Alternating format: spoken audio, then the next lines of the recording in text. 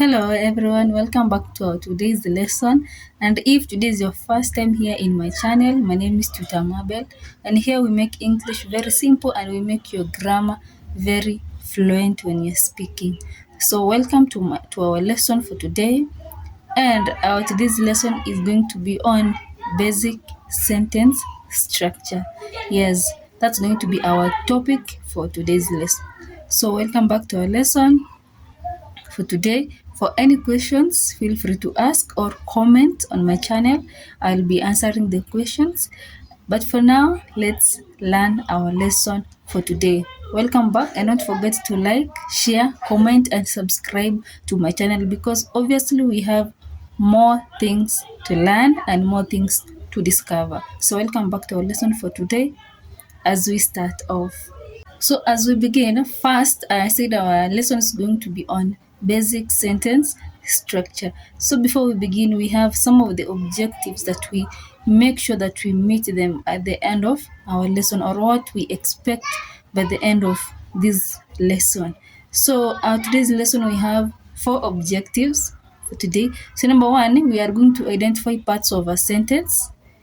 Number 2, we're going to understand subject, verb, and object structure. And then number 3, we are going to construct correct simple sentences. And number 4, the final one, we are going to know how we can avoid common sentence errors. So that's going to be our objectives for our lesson today. So let's kick off after that. So let's start by defining a sentence. So what is a sentence? So it's a group of words that express a complete idea. An example, I can say she is happy. She is happy. So that sentence is very complete and it expresses an idea.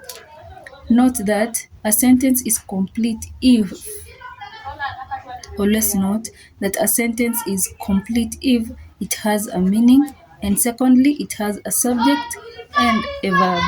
That definition, let's go to parts of a sentence. We all know that every sentence has parts. So let's go to parts of a sentence. So number 1, we have the subject. So this is the place, person, or thing doing the action that's being talked about in that sentence. An example, you can say John runs. So John, in that subject, John is the subject. Number 2, we have the dog barks. So the dog is the subject in that sentence. Number 2, part of a sentence, we have the predicate.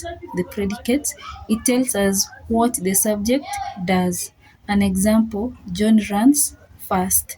So in that example, we have been shown that how John runs, and he runs very fast.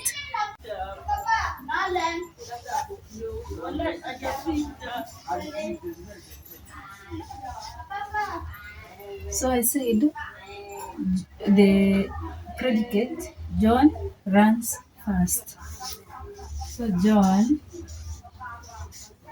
runs fast. So fast is the predicate. It tells us what the subject does, or how the subject does what he is doing. Another example, we have the dog is barking loudly.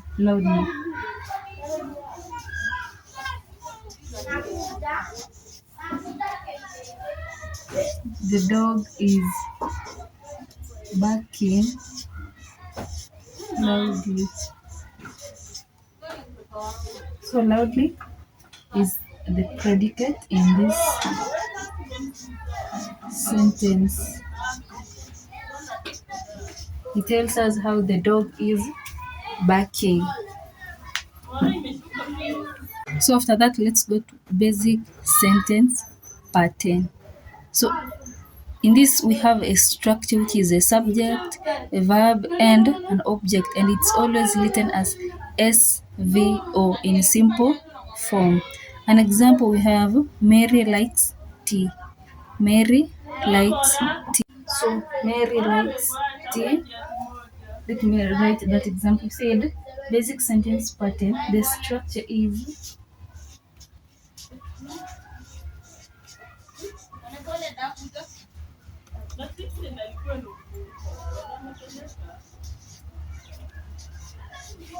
subject plus verb, then plus an object into bracket you have S V O. So an example, I said Mary likes tea. I.e. Mary. Always start your sentence with a capital letter. Mary likes tea. So we here in this sentence, Mary is the subject. Mary is the subject here, and likes is the verb, and T is the object. Is the object in this sentence. Another example, let me give another example. You can say the boy kicked the ball. The boy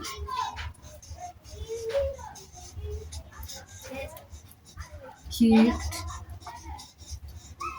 the ball. The boy. So the boy is the subject. Kicked is the verb, and the ball is the object. So that's how you analyze a sentence or the basic sentence pattern. So that's how we do it. So we have given an example. We are done with that. So let's move next on to our next topic, which is types of sentences. So we have so many types of sentences. We have four. There are actually four types of sentences in English grammar. Now, number one, we have declarative or statement. So these ones, they give information. They just give complete information, or they give a statement, a simple statement. An example. So I've said we have declarative sentences. An example, we have I am tired. I am tired. So this is a statement, or it's a complete information that we have been given. Number two, we have interrogative sentences. They ask questions. As the word says, interrogative, they are used to interrogate. So an example can say, and they always end with a question mark. An example, where are you coming from? Where are you coming from? So that's a question. Number two, we have, did you do my assignment? So that's an interrogative sentence, or you can say in simple words, it's asking a question.